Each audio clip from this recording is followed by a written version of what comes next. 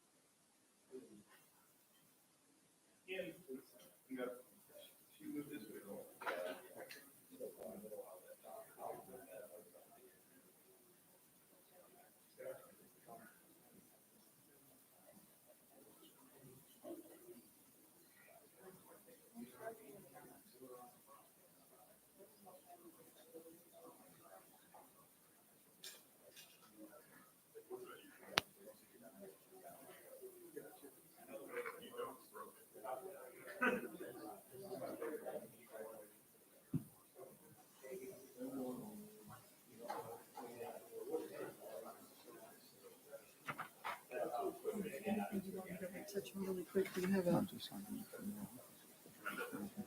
Okay.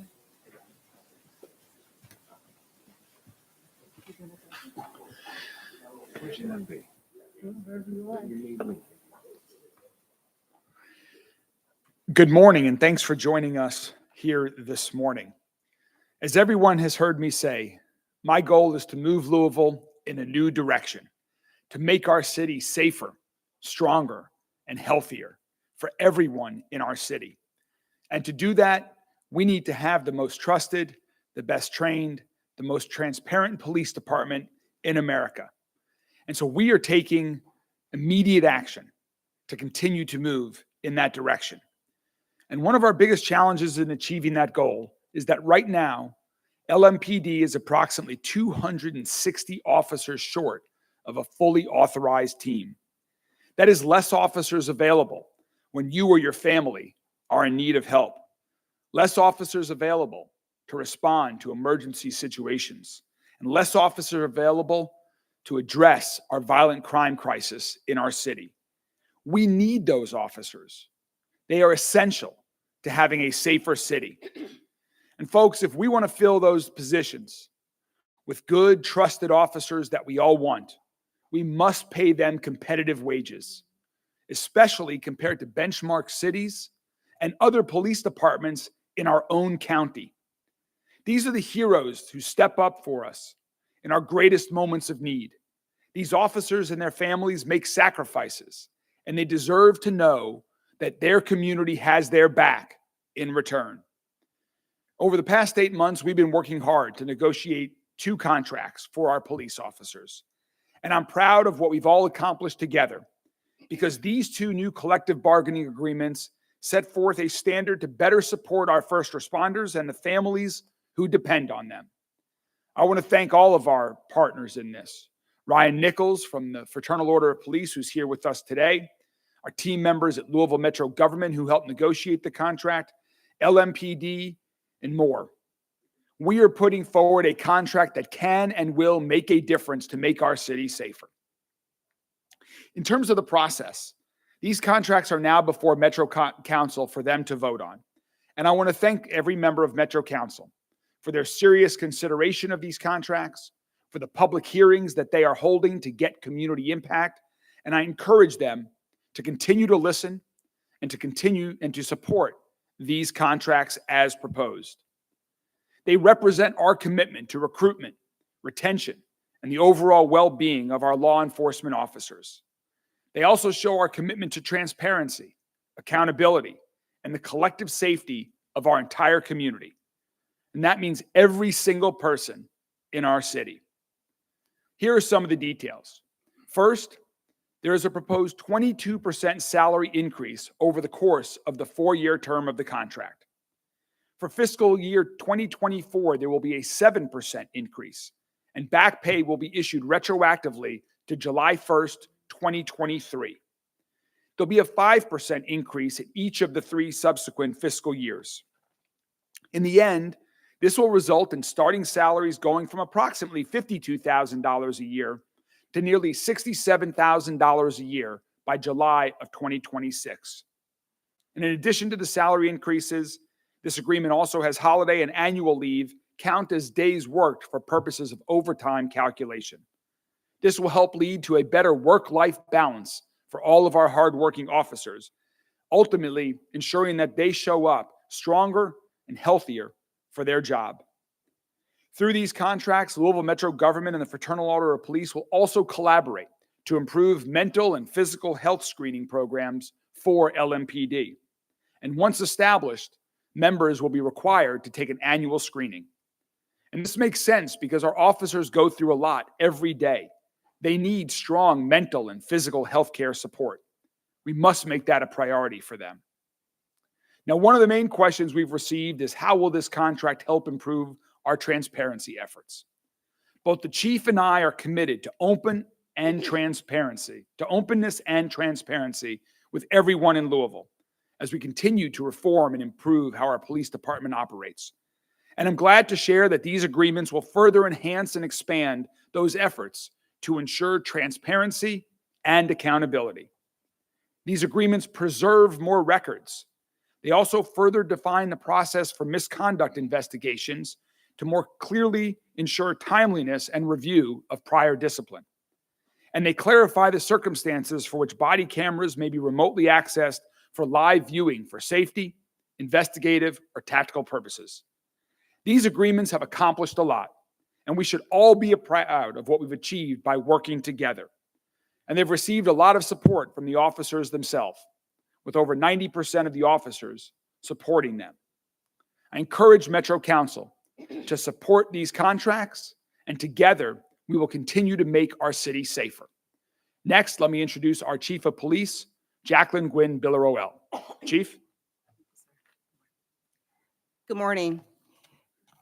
I just am elated that we are here today and that the mayor has been committed in ensuring that we are one of the best paid police departments within the state of Kentucky.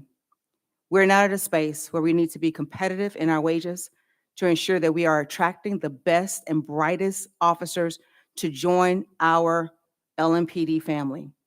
I also too want to thank the FOP president, Ryan Nichols, for coming to the table and truly negotiating in a fair, reasonable manner so that we can come to this place where we are today.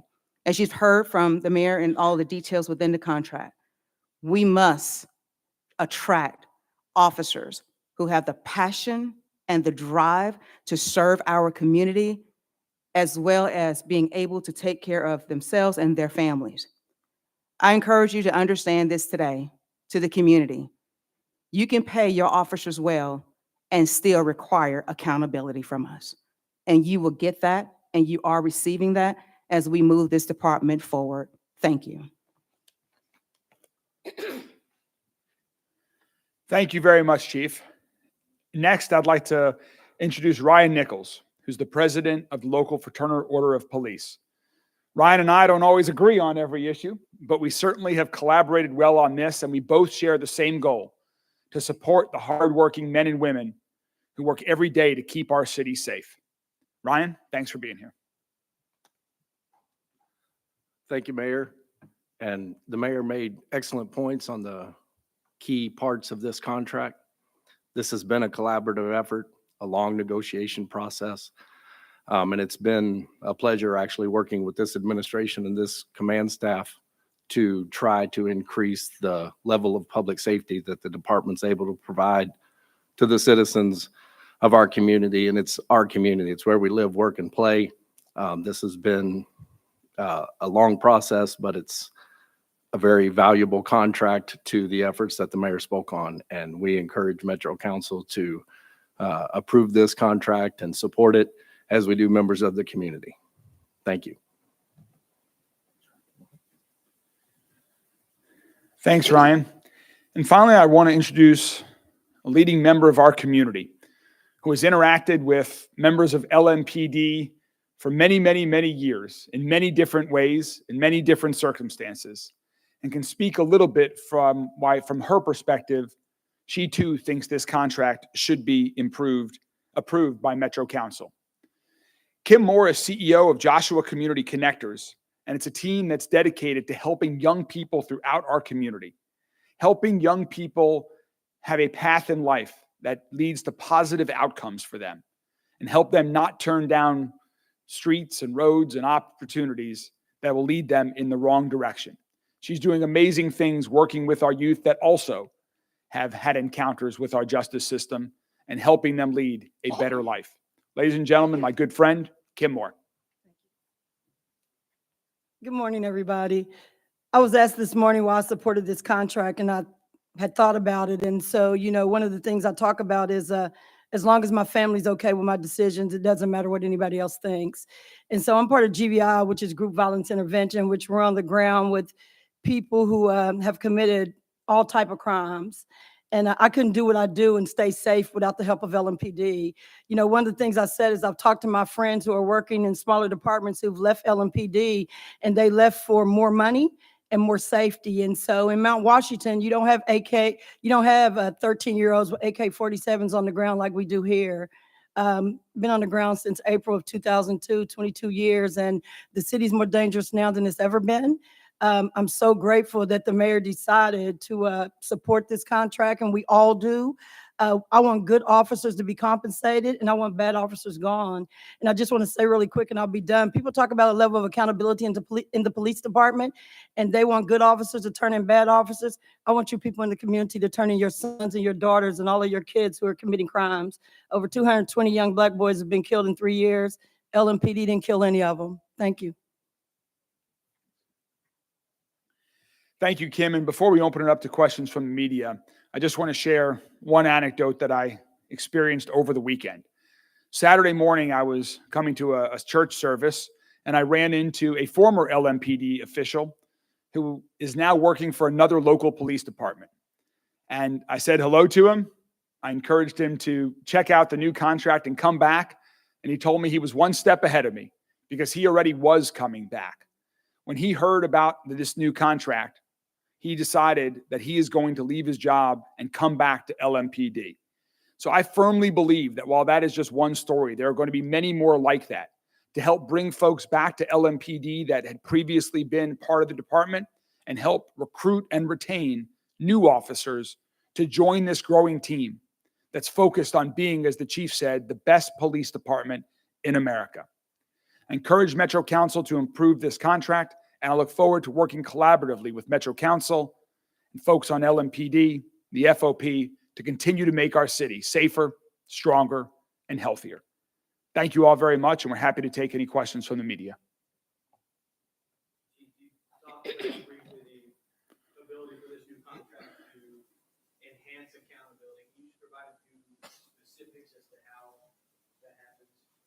Yes, absolutely. So when we are paying our officers a competitive wage and our policies are strong and we are truly committed in investigating those officers who commit infractions and do it in a thorough way that the community can have trust and faith enough that we are addressing a concern and an issue, that's accountability.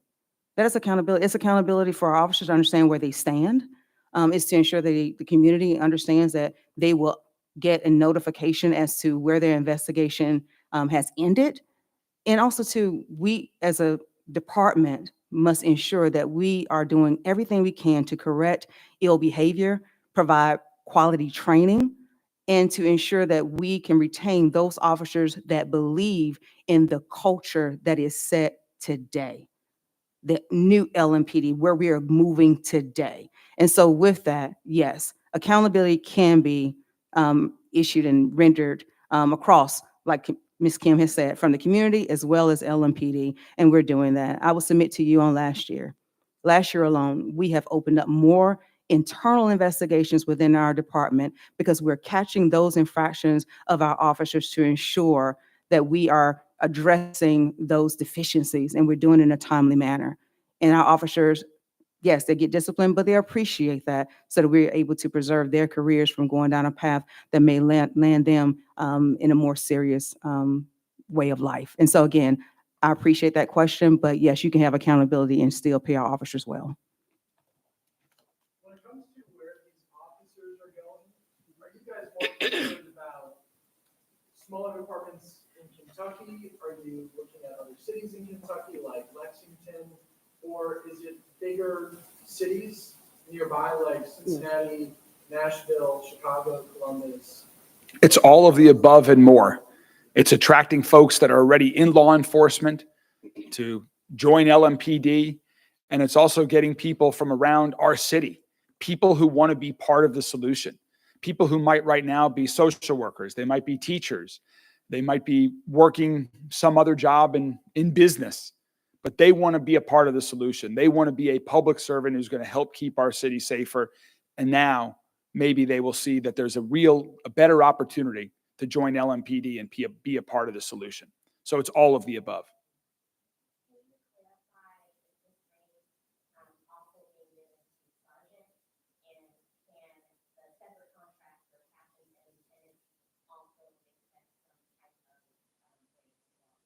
Yes, there were two different contracts. Both of them have the same salary increases, right? Yeah, both of them have the same salary schedules and salary increases. Everyone who is part of the FOP collective bargaining agreements, yes. With negotiations with the DOJ still underway, what would happen if, the final product of the consent decree, conflicts with anything that is proposed and maybe eventually approved by the council in the bargaining agreement? We don't expect that to be the case.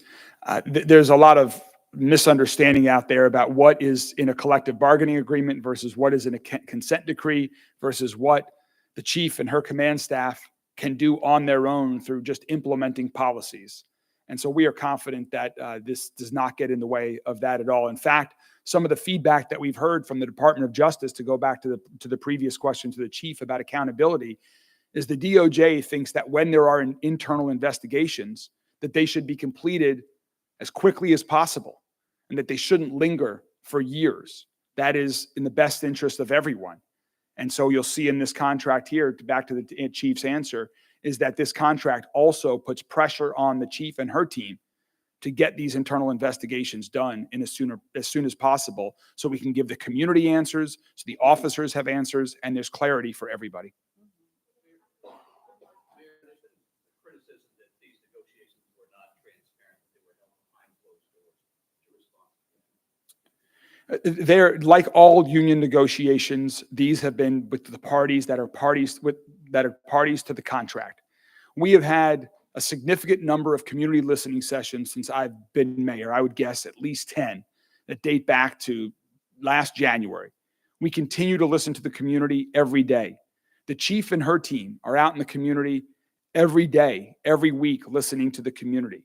She's implemented new programs like Meet the Beat Officer that happens in Kroger parking lots and other public places, events at barbershops where conversations and cuts, is that what it's called? Something? Okay. It was a clever title, to get folks that are in barbershops to hear and feedback and get to know their officers. We are doing more than ever before to engage with the community, to strengthen trust between the entire community and LMPD. And as part of building those relationships, we're listening.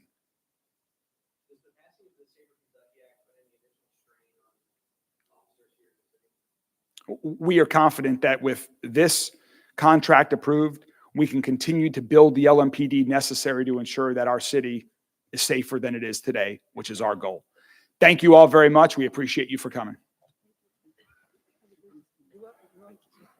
Thank you, Mayor.